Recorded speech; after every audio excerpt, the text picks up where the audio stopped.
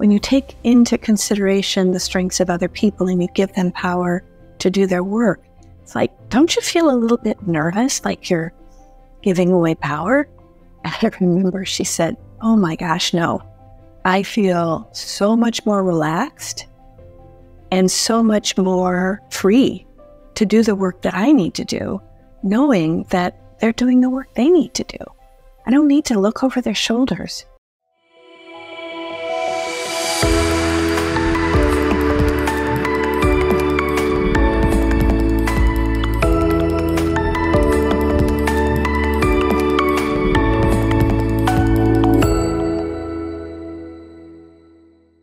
Welcome to Leadership Empowerment with Yogi Patel, the podcast where we dive into the world of leadership and explore various tools that can transform many leaders. I know I was one that needed a lot of help, and I'm hopeful that you will get some insights to help you along your journey. And today we have a special episode focusing on conflict resolution, creating a positive work environment, motivating teams, leadership styles and why, communicating and listening skills, and managing change. A lot of things going on today. And this is the first podcast for the leadership experience. And I am thrilled that my mentor, an expert in leadership coaching, Dina Emser, she's also a founder of Empowering People in the Workplace, positive discipline lead trainer, author, and a friend. Welcome, Dina. Thanks, Yogi. My pleasure to be here. So tell us a little bit about your journey. You know, we all have that story of how we began our journey into leadership. Yeah, it's such an interesting question, isn't it? I feel like my mom helped me realize mine started when I was very young. She tells a story about me helping the neighbor across the street get on the bus for the first day of kindergarten. And it just wasn't anything that was a problem. It's like she was crying. I was excited. I just grabbed her by the arm and said, let's go. And away we went. So I feel like that has started me on a path where I can't resist leadership. Opportunities just find me, and I always have my hand up. So I've been a teacher. I started my career as a teacher, an elementary school teacher, ended up directing a positive discipline school for 10 years. Then while I was there, I hired my first coach, and the coaching industry was very new. It was the late 90s. And so I was so impressed and impacted by that coach that I decided I had to become a certified coach. I thought it would really help me in my leadership role at that point. What happened? It did. But I decided I was done with that and wanted to also jump into the entrepreneurial pool of owning my own business. So I've been coaching, training, writing, speaking for a little over 20 years now. And it's definitely the highlight of my life. Yeah, I can see your eyes light up when you coach and when you see the pennies drop for the other person. I know that I've had the pleasure of working with you while leading a school, and when I went to two schools, and you had created this amazing program that was really helpful. And when we met and when I was in the conversation of being encouraged, I was a better leader. And I just can't imagine any leader working without having some support and provide that. You know, it's just that foundation or that someone that's just got your back. Right. That just changes the trajectory of a leader. And I know that your background also is in positive discipline. Can you tell us how that journey began? It was so strange. I was actually teaching in public school. My daughter was enrolled as a kindergartner locally, and we just noticed some changes happening we weren't particularly excited about. We felt like the light had kind of gone out of her eyes. We thought, well, let's just look around and see what other possibilities there are. And fortunately for me, there was a private school not too far away, a bit of a drive. But we went and looked. The kids were doing class meetings the day my husband and I visited, and I was sold. It's like I couldn't believe the atmosphere. So there was no opening for our daughter, so we were just on a list. And then late December, I got a call from the school, and they said, one of our teachers was supposed to just take a 6-week leave, is now leaving permanently, and we need a sub in kindergarten.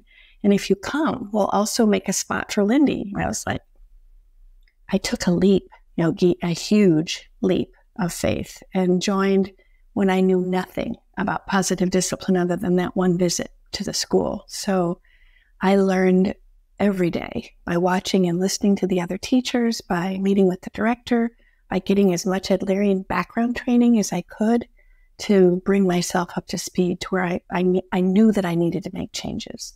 Wow. What a gift for your daughter and yourself, and courage to take that leap. And many of us take those leaps without really conscientiously being aware of what we're doing. We just do it out of love.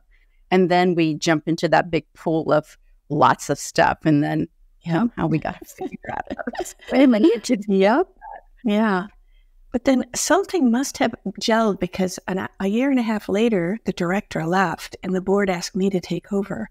Now, granted, that sounds like a ridiculous ask, right, of the board, but the school was small enough. And I think they just saw potential in the way that I hit the ground running in terms of the learning. And I just loved it so much that it just felt like a natural place for me to be. So then I said yes to that, which then projected my learning and my challenges, by at least 150%. So the continuum of growth and learning. And so that tells me, I bet in your time in a classroom and leadership positions that you've held and coaching, let's talk about conflict resolution in leadership. So how would we use positive discipline or the coaching strategies that you have come up with to creating this impactful environment and handling conflict resolution with an outcome that would be somewhat win-win or positive in nature?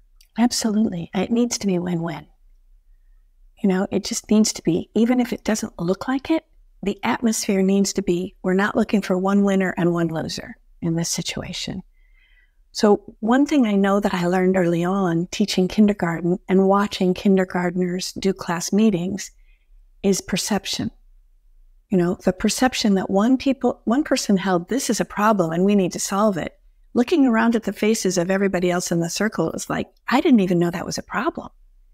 So I think one thing leaders need to understand is that everybody has a different perspective.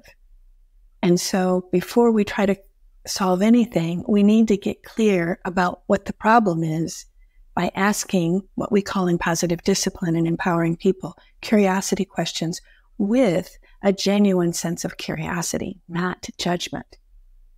Because if we ask with judgment, we're not going to get the information we need in order to move forward with the conflict with understanding.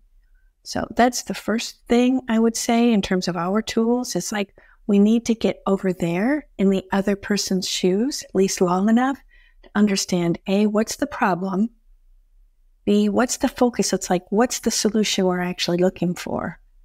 And C, what role did I have in causing whatever it is that's going on, and being open enough and open-hearted enough and genuinely interested enough to be able to hear that. Yeah. Yeah, lots going on.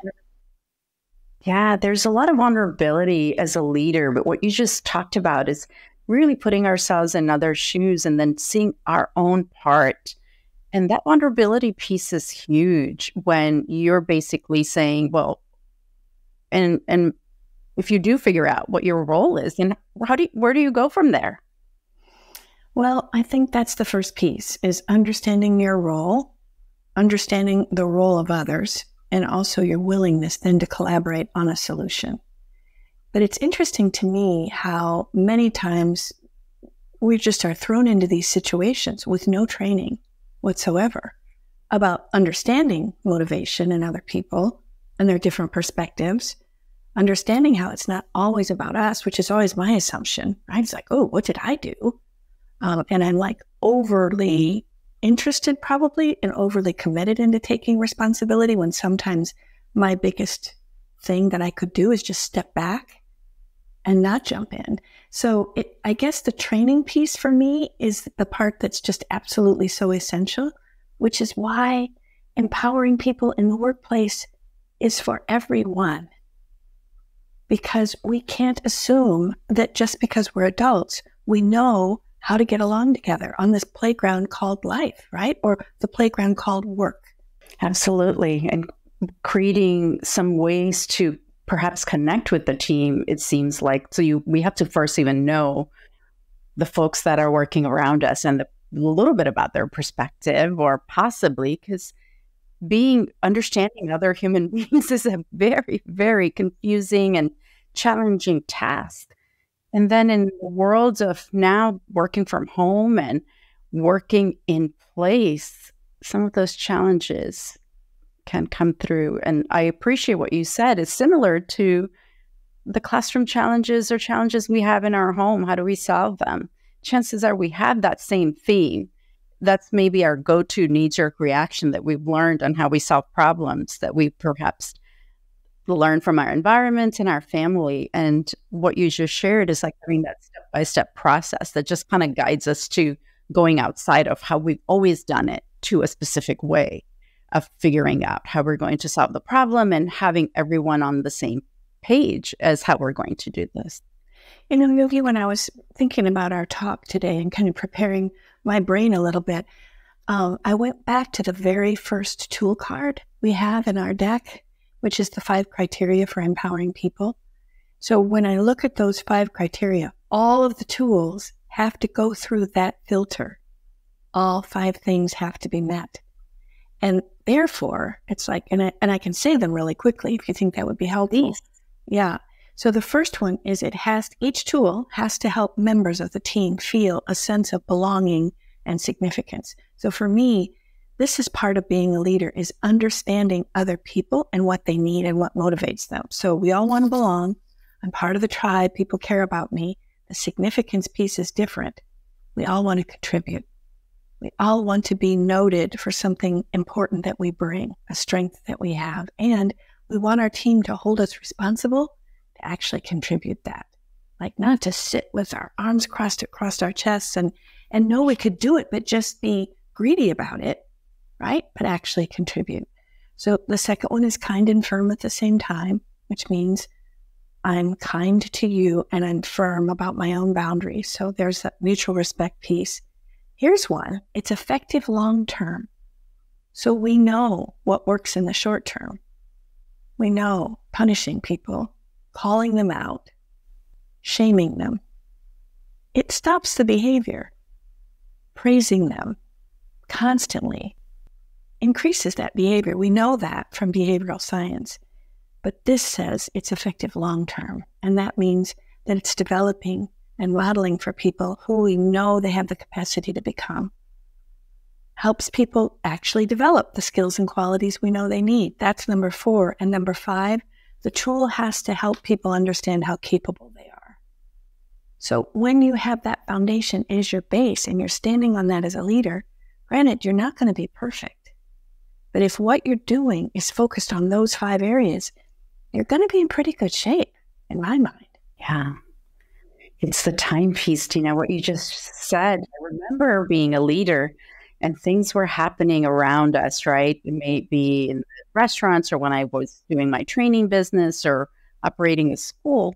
When you're understaffed or when you are overwhelmed or you just want to fix the problem, these types of situations, having these types of tools would be really helpful in creating that positive environment that we hope to create.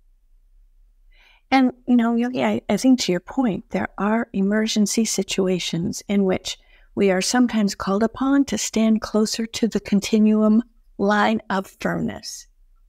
Yeah. So it's on fire now. I'm going to put the fire out. Either in reality or metaphorically, I'm going to put the fire out. It doesn't mean I'm not going to circle back around and try to figure out what was the source of the fire, right? That's going to be a continual conversation with whomever. So I guess what I worry about sometimes when we talk about empowerment and we talk about positive discipline, I don't want people to get the impression that this is all sunshine and light, right? And that you have to be smiley and fakey about being positive. It doesn't mean that.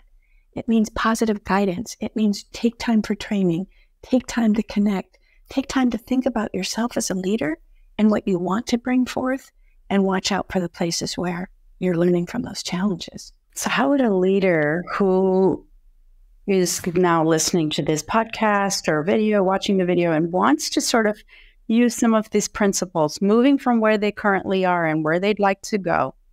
And you're right. You're talking about that firm and kind piece together. How would they begin their journey? How would they begin to take that shift towards having that firmness and kindness when they're either too firm or too kind or not even sure which way to go? I'm sure that there are a lot of people out there who hear those words and they have absolutely no idea what we're even talking about, which was where I was in the beginning. So one suggestion I might have would be definitely take the training. Take empowering people in the workplace. It's probably one of the most affordable, valuable things you'll ever do for your own growth. You can do it online, you can do it in person, you can do it in 5 languages now.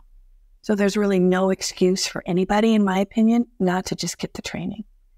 The other thing that helped me was to have an external coach, somebody who wasn't in the organization, with whom I met every week for at least a short period of time, who helped me kind of go back and untangle the challenges with people I had been having.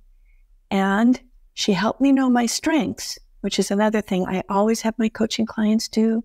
The Gallup Strength Finder Top 5 costs $20. It's invaluable information to have. What are my top 5 strengths?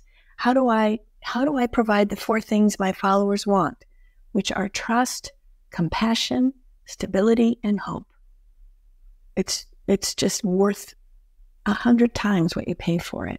And then also somebody who's going to help you notice your shortcomings, because that can be really hard for some of us to really admit where we need to shore up our skills or our understanding of ourselves and others. So that would be a way I would suggest to start. But claiming it also, it's like, I know that I want to do better and I'm willing to invest in myself. Yes.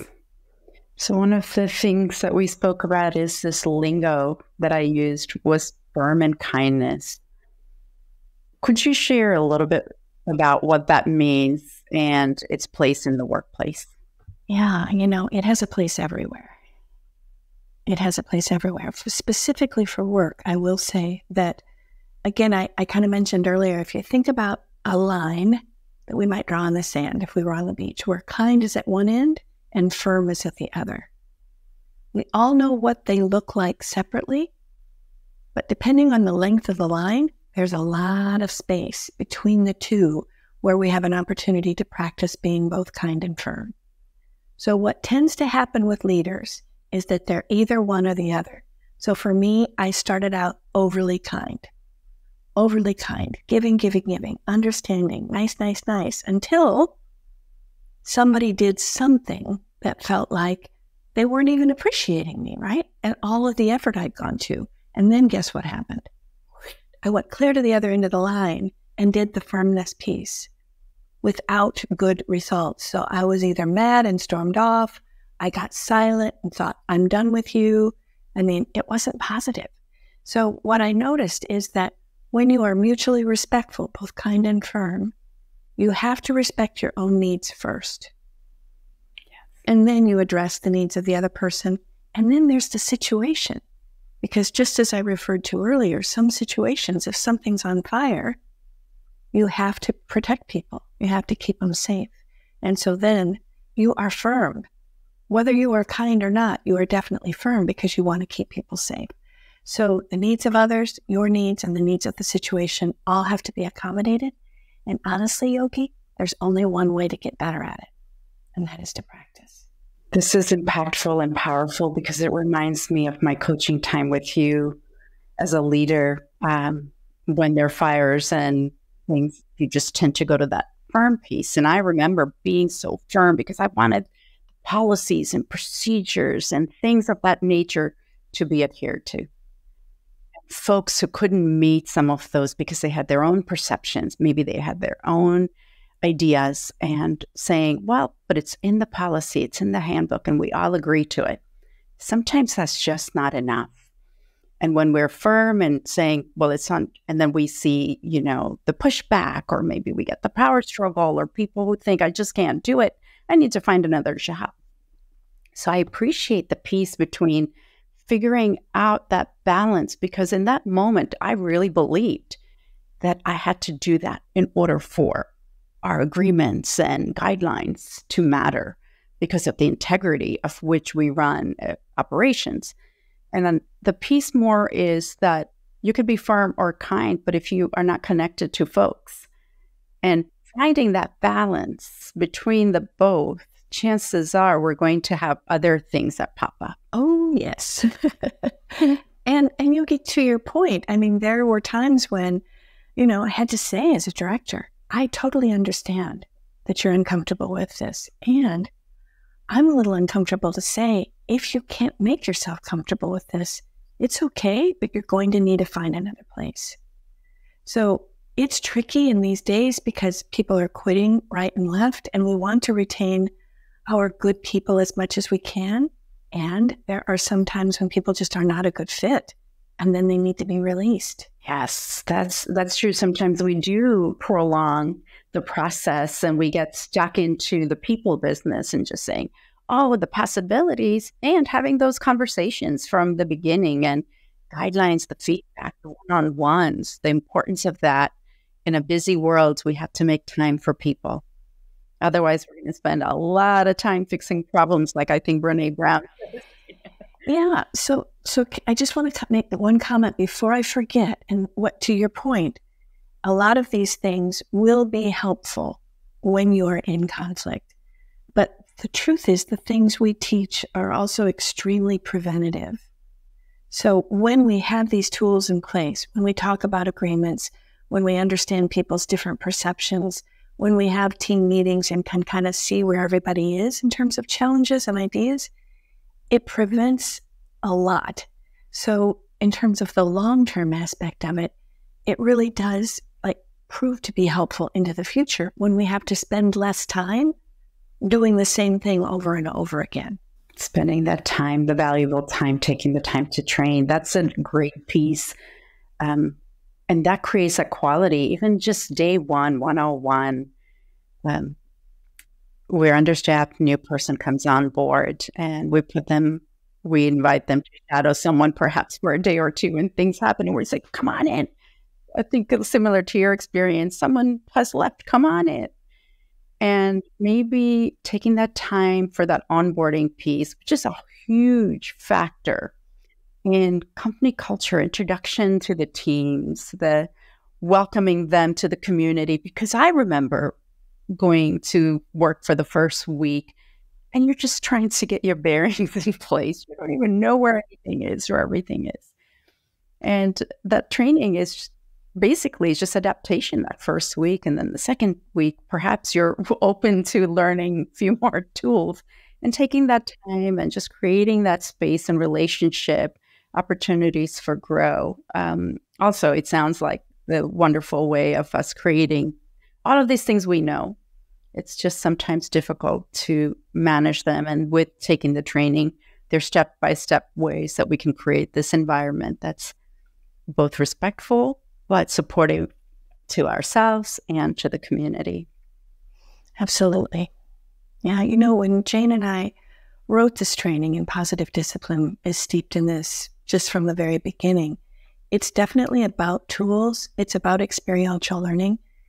For me, there are a couple of structures that are in place so that even after the training, your team has an opportunity to continue to grow and model and develop the skills and practice the tools. And that is the team meeting process and also teams helping teams. Because I think we've all had the experience of doing the training and thinking, oh my gosh, this is the best thing ever. You get back to work, you're slammed with everyday life, and you tend to sort of forget to put in place the things that you were so excited about. So it's not just about creating a culture at work, it's about sustaining a culture at work. Long term. So let's look at motivating teams in their environment, because now we have some challenges. It's a key leadership skill, as you have shared in your training. So how can leaders inspire and motivate their teams through positive reinforcement or encouragement, especially when there are challenges that might be happening, or maybe it's performance? Yeah, I think, again, it's a huge piece of psychology to understand what truly motivates people. So I know from my experience that when there's a task to be done, people like some autonomy in figuring out how the task will be done. So that's one thing I know. And the next piece is they like mastery. So they like to be able to practice a skill long enough or practice at a task long enough to feel like, okay, I've got this. I can kind of take it to the next level. And the third piece that's really motivating to people is to understand how is what I'm doing impacting the larger purpose of either the team or the company. How does it play into the values? And how does it play into the goal? So again, understanding yourself and knowing what your strengths are and your weaknesses, but also as a leader, being able to empower your team by giving them some choice within maybe some boundaries, and also just helping them understand the bigger picture, because that's your job as a leader, but it's not necessarily the job of every team member. We've been talking a little bit about some of the tools. What is positive discipline or empowering people based on? Well, it's based on the psychology of Alfred Adler and then his student and eventually colleague Rudolf Dreikurs. So there's probably more research done in the areas of like schools and families. There's a lot of research being done now on basic Adlerian principles that Adler espoused, a century ago, and weren't necessarily attributed him or aren't necessarily attributed to him in current society. But still, it is a psychological approach, which means that the foundation of it is understanding what people need and the best scenarios and the most helpful arrangements for them to bring out the best. So, yeah, for me, it's the perfect combination of practicality and theory. So you're speaking about the psychology of Adler, Alfred Adler and Rudolf Dreikurs, and communication, that connected piece. And I know you have this wisdom that I'm dying for everyone to know about. It's the effective communication piece. So effective communication is the core of leadership. And I appreciate how you bring that about in your training. And why is listening skills so crucial? And how could it cultivate that? How do we cultivate that listening skills if we're constantly used to listening and solving, which is something that I'm very familiar with? I think we all are, Yogi. Yeah. It's, golly, I feel so strongly about the listening skill. And again, let's go back. It's like, are we trained to listen as children? No, our parents expect us to basically come out of the womb knowing how and being able to value all the pearls of wisdom, right, that they share with us from the time we're really young. So training people to listen is a highly effective way to increase the skill. Again, we can't assume people know how. We know they don't. And I think one of the things that I love most about listening is that it's preventative. Often when I'm doing a training, I say, how many of you feel like you're really, really good listeners? A few people will raise their hands, but not many. And then I will say, how many of you were trained in some capacity to be a listener? Now, there are those of us out there who are, those of us who serve in a helping way, counselors, social workers, coaches are all trained, like for a long period of time, to listen. And it's enough. Sometimes if you just listen to someone without responding, it's a miracle because we're not used to it as human beings. So listening always comes first. And I think to your point, what we often do is we listen and then we think, okay, here's what I'm going to say next. Here's what I'm going to say next, which takes us up here and away from really listening fully to what the other person is saying. So it's huge in terms of problem solving. It's also huge in terms of problem prevention. I definitely hear what you're saying, especially about like truly understanding the other person's need. So when you're here, how you're just basically thinking of solving the problem, but you're not truly understanding what the other person is trying to convey in terms of their emotions, what might be really going on, and that putting yourself in the shoe piece that you talked about earlier. like really empathizing, just really being in their shoes to see what might be going on for this person. What is it that they're really looking to convey? And that's a piece that I learned with my time with you, surely, and to the conversation that we have on a weekly basis as we explore these pieces. Because it's easy to sort of say, okay, I'm going to go back to my workplace and really try to listen and things happen. But that conversation, that constantly being in that experience, that someone saying, nudging, hey, what's going on? Or actually feeling, for me, when I've come to you or I've come to our groups and we have a conversation about something and someone says, Yogi, and I might have this big elaborate question in mind or a problem, and someone or yourself will say, I hear you. I think what you're saying is, and you might be feeling disappointed in this area. And it just really invites me, when that feeling felt moment, it really allows me to now get clear on what really I want. Because sometimes we come in and we're sharing and we don't even know what we're talking about. We know we have this feeling and all those thoughts are driven based on that conversation. To be able to feel heard. And that's interesting, because hearing and thoughts versus hearing and feeling, there is that little shift that we did. Yeah. That's impactful. And in our workplace, if we constantly hear with the heart versus the head, which is a practice thing, it's one of those things. And I really, truly enjoyed hearing your piece about how we kind of connect that together. Thanks, Yogi. Sometimes we as leaders are looking for change.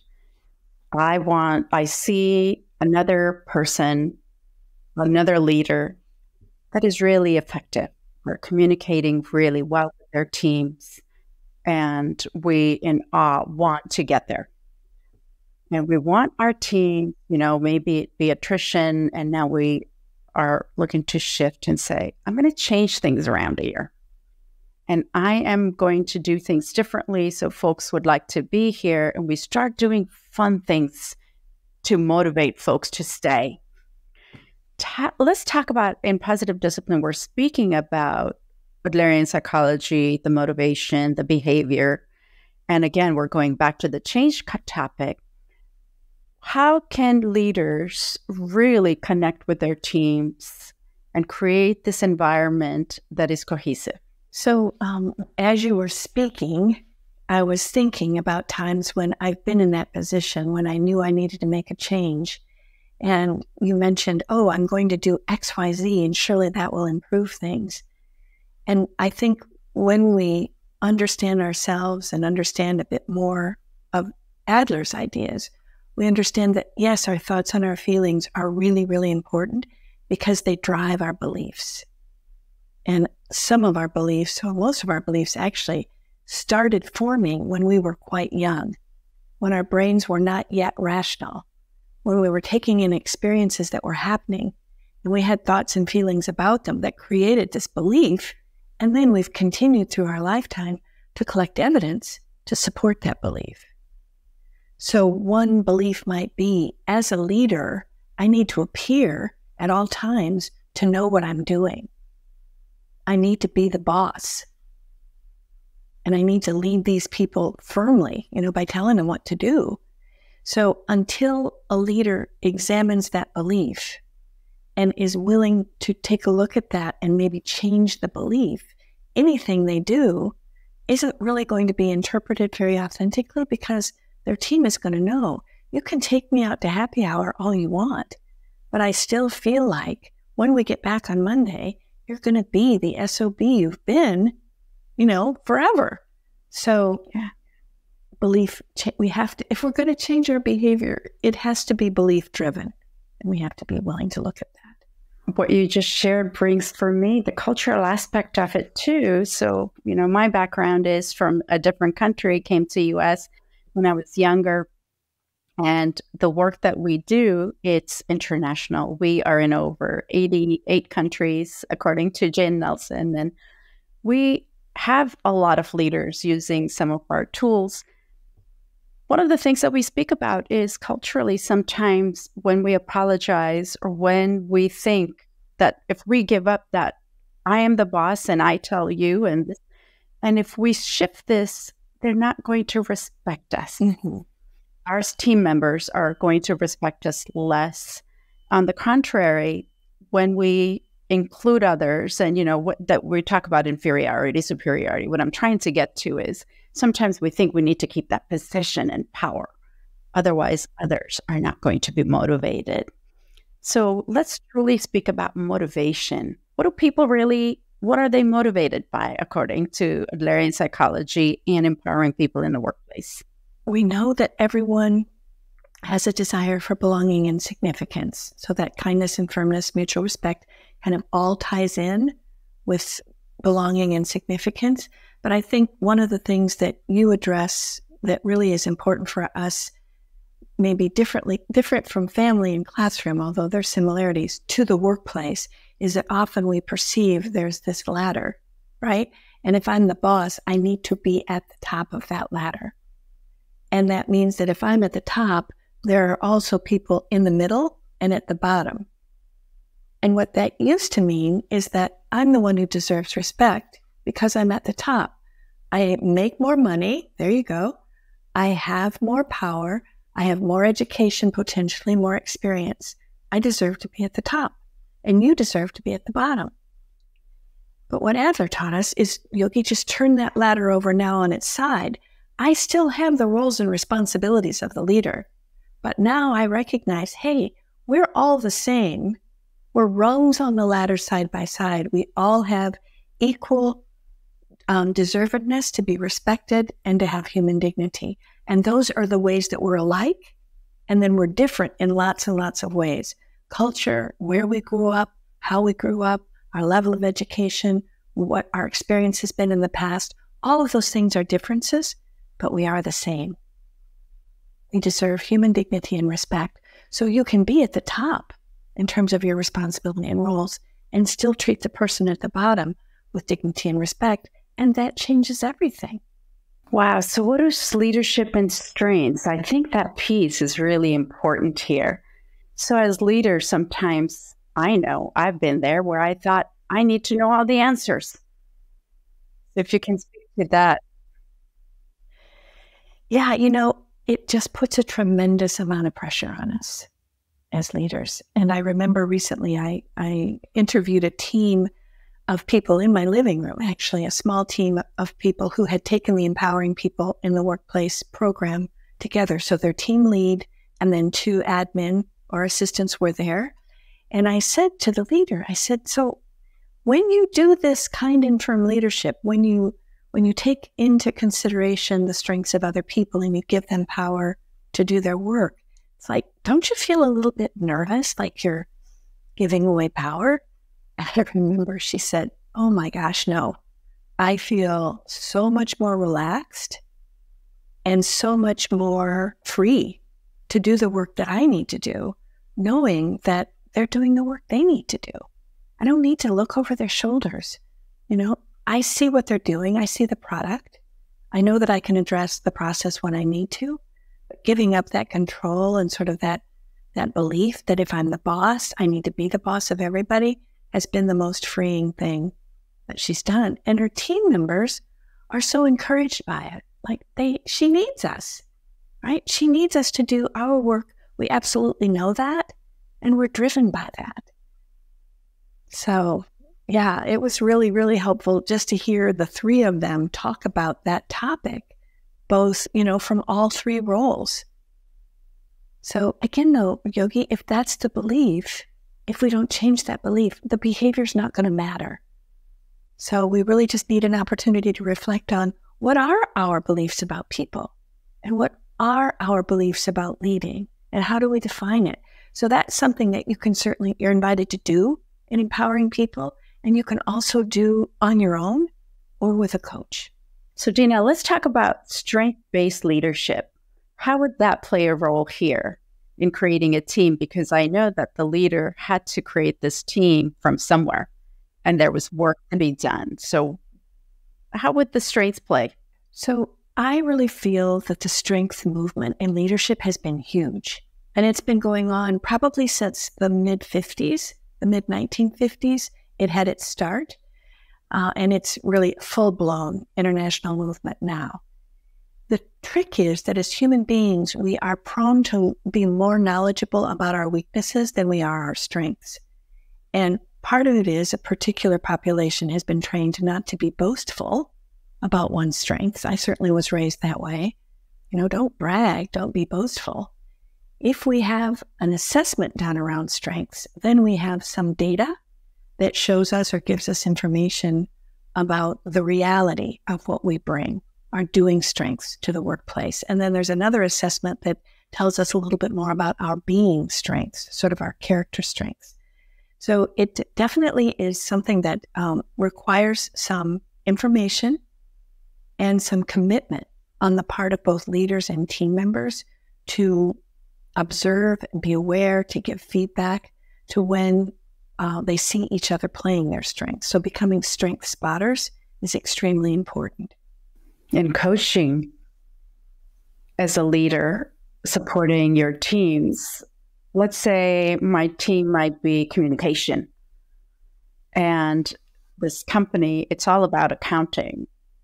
How would this communication piece, how could I bring this communication piece in as a strength? Like, how would we use some of these strengths once we know those about our team members? So it doesn't have to even be communication, but whatever the strengths we need. So if someone is discouraged, they're not performing, what is one thing that you could share that would help a leader? It sort of falls into the encouragement category in a way, Yogi, because I might say to that person, or if it were you, I might say, Yogi, I know from working with you for a while now that you are particularly attuned to other people's feelings.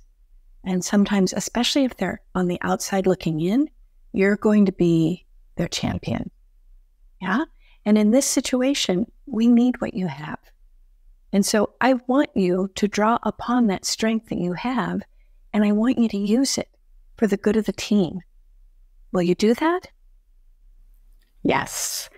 How powerful was that, right? And when you feel that someone has pinpointed and knows your superpower, and just to identify the superpower, because let's say if I'm this employee that's discouraged, and you said, and I'm saying, I'm just not, they're going to fire me, others are probably talking about me, whatever that might be, that's something I know I might go to. And when you're in that mode, chances are I'm going to make even more mistakes because I'm trying so hard and I'm just so fear-driven. And I've done, similar, and I'm sure everyone listening, we've all been through some of these challenges, is when we are stressed out, when we're overwhelmed, chances are we're not going to bring our best strength. And then as soon as you just said one thing, and this was not, it was just an experience that I had it over a second, it's like, that's right, that's my strength. And all the other thoughts and ideas just kind of simmered down a little bit. It just invited. Isn't it true? Come on. Oh, it's so funny when you said superpowers, because I remember a couple of years ago, I was coaching a group of 5 women entrepreneurs in a city close by. So we would get together once a month, and one of them was particularly discouraged, and I started talking about her superpower. And she started to cry. And then everyone else, there was one woman in the circle who said, "What's my superpower?" So it was just hilarious. Then I had to go around the circle, right, and draw right off the top of my head my perception of each of their superpowers, because they didn't want me to get away with just telling Abby hers. And it was possible for you to find the superpower because you've been listening. Even if we listen for 10 minutes, you've got other people's superpower when we are not listening from the heart, right? Yeah. And your superpower is encouragement, my friend. Your superpower is motivating others to see the good that they yet haven't seen. And you just go right there. And I love that firmness piece about you too, because you will also say, as a leader should, really, what do you really think? just calling the bluff, because sometimes we're just bluffing through life of trying to look good when we're feeling really discouraged. Yeah. And when we're discouraged and we're showing up, people might think that we're boastful or what do you call it? Just proud or talking a lot about ourselves. But we misunderstand that maybe they're just discouraged or feeling insecure in this moment. So Absolutely. Really interpreting those emotions. And being honest, like not colluding with people and letting them get by with showing up as less than they are. I know better. You have a lot in you, employee, and this is what I expect from you. And I know you can do better. I mean, it's not me. It's just firm and it's kind and it's loving to say, you know, you didn't do well. I know you didn't do well. Let's just talk about it and move on. Because when we don't talk about it, chances are it's going to come up later because someone felt in their gut that they weren't performing well enough. And not only is it going to come up later, Yogi, it's going to come up bigger and messier. Yeah. So this is the difference between kindness and niceness. It's not being nice. It's being kind and firm. It's addressing what needs to be addressed in the moment with empathy, with compassion, and with kindness. But it's not colluding and it's not hiding, avoiding. It's not that. So, and it does take courage. It takes courage and it takes trusting that the other person can handle what you have to say. And sometimes we don't. We don't trust. It takes a lot of courage, right? To move from where we are and being vulnerable to where we need to go. And I can share, I felt vulnerable and lots of emotions along my career in leadership. And that's where the growth, not saying everybody needs to have tears to grow, but just that painful process, like the cocoon, the butterfly, that spins and spins, works really hard and is in a cocoon. And that struggle is what helps us come to the other side with flapping our wings and getting the moisture out to be able to fly. So seeing some of those challenges, and that's what I've been doing, is like, what's the learning here? What's the growth? I know this is so painful, but I know it's like the yin and the yang, the lightness and darkness. When we're going from the dark to the light, the space below is so narrow, but we're going to get there. And having coach, supporter, we're a team where we can look at one another and say, I know that is very challenging for you right now. A week ago, what you didn't know today, you're aware of. That encouragement, that support, that one person that believes in you in a team. And when you don't have that, goodness gracious, we can also have gossip. So let's talk about gossip as our last topic, because that is something, and again, since we're talking about that firmness and kindness piece, when we're doing either or when we are not being authentic, chances are our teams aren't sure and feeling secure. So if you can share, how do we get to those gossip and how do we get out of gossip? I think one thing is that if you're making an agreement with your team, it might be wise to address the gossip situation up front. So it might be, thinking about what do we want to do relative to communicating other people's stories. So do we want to allow for people to do that? Do we want to just say, don't share another person's story unless the person's present? I think meeting it head on is really, really helpful. At our school, we had a no gossip policy, and basically it meant that we couldn't talk about a family when we were eating together in the teacher's lunchroom because that family wasn't there. And often we knew that those conversations were not necessarily going to be super respectful or super positive. So we just decided we weren't going to do it. But making that agreement was hard. Holding one another to that agreement was also hard. So I think part of the agreement would be, okay, now we've decided we're not going to share other people's stories unless they're present. What will we do when a team member starts to share another person's story? What's our agreement around follow through and how we're going to hold one another accountable? So you can see that even just in the agreement process, it is about gossip, but it's also about what do we agree to do or who do we agree to be for one another so that we can bring our best selves to the workplace. And empowering our teams to say, and I'm going to make those mistakes as a leader. And I also want to be held accountable. Exactly. Yeah. Yep. That's an important piece. Yeah. People don't like the word accountability very well. So sometimes I use the word follow through. But, taking into account, we do this with numbers all the time. And basically, it's also important relative to our premises and our tasks and our performance. Yeah. And that accountability piece is just a beautiful agreement. So it's not my way, your way. No one's right or wrong. It's just our agreement that speaks volume for how we're going to function in this environment, how we're going to communicate, how are we going to listen to one another. So it sounds like the first basic step to anything that we begin in our leadership journey. It is, Yogi. And I think, to your point, when people want to change, sometimes what happens is we tend to think we need to throw everything out that we've done before. I think having some small steps, some entry points. So, getting together with your team and saying, hey, I've learned some new things and I want to kind of start over with us as a team. Choosing a place to start that's small and doable. And then you add on and you add on as your comfort grows, because you can't change yourself overnight. I appreciate what you said about change in a day, right? Opportunities, they don't have to happen in a day. And where we are and where we need to go, that's the awareness that we have. So at least now we know what we don't want and what we do want. And that's where we can create that map that we need. Yeah. And, often I will say, what does it look like? And what does it sound like? Do you have a vision of what the ideal would be for you? Because my perception is when I'm clear about what I want, I'm much more likely to get it.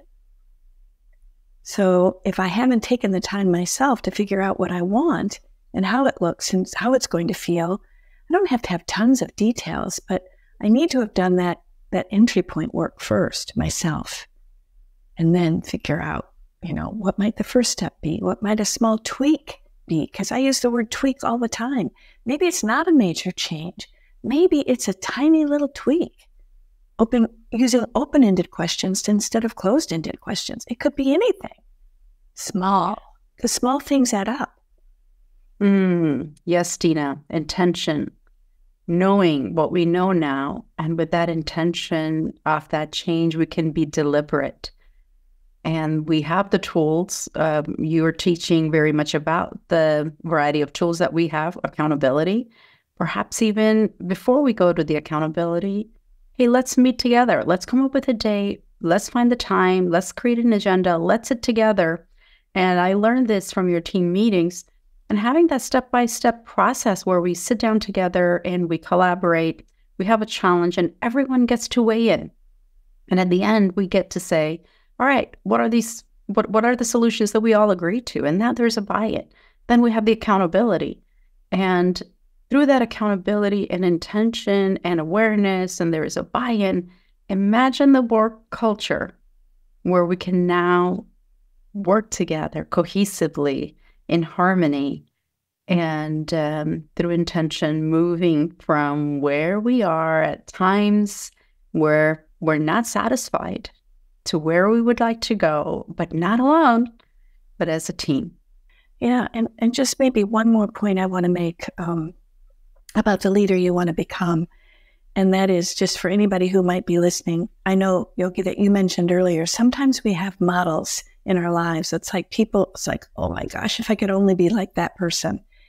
And I just want to be clear about the fact that empowering people in the workplace is a program that's going to teach you skills that you can use in your own way to become the leader that you want to be. It's not a cookie cutter. It's not a labeling kind of thing. It's not, oh, here's the right way, here's the wrong way. It, I think, really does leave lots of space for people to interpret it and bring their own style and personality, because life would be really boring if we were all the same. And we know that's never going to happen, but it's not natural. So I just want to be sure everybody hears that, you have a path and it's yours. And it may be similar to mine, but it's not the same. And it's unique and it's valuable. It's exciting for me to learn more about yours and hopefully for you to learn more about mine. I always appreciate the modeling portion of it. We all are unique. We all are different. And, our backgrounds might be different. We talk about different cultures often, but each family has their own culture and each team has their own culture. In a company, each department might have their own cultures and nuances. So one size does not fit all. And in your training, you definitely give the tools. And what we can do with those tools is make them our own and really use them, because they're encouraging. And instead of staying stuck, we can use these tools to be able to make that movement, where we are to where we're going. That movement gets created. And also using our strengths. Sometimes when we don't see the strengths in us, especially when we're discouraged, and for myself, I often say, I should have done this better. I could do this better. I should have thought of that. I could have been a better leader. Hindsight, what I know now is different than I knew before. And now it's what I do with it and how I make that, my own. And how I can be encouraging and not stay stuck for too long, because there are going to be opportunities where we're going to be frustrated and we're going to need time to think and we're going to need to gather data to make informed decisions. Well, Dina, we come to an end of this amazing first session of talking about leadership. And Dina Enser from Empowering People in the Workplace, my mentor, my trainer, and a colleague now. And such a pleasure to have you as my first host for this podcast, Jagged Edge. And I like that name because, wow, isn't it what we just are always staying sharp, on mark, moving forward as leaders. And there are a lot of things, and we constantly need to polish our armor and our skills to get to continue to learn. And that's what leadership's all about. Thank you. If you liked this episode so far, it's the first one. Please don't forget to follow and let us know topics that are really interesting to you. Until next time, I'm Yogi Patel. If you like the content of this video, please don't forget to follow. And also, if you want more information, visit the website yogipateltte.com.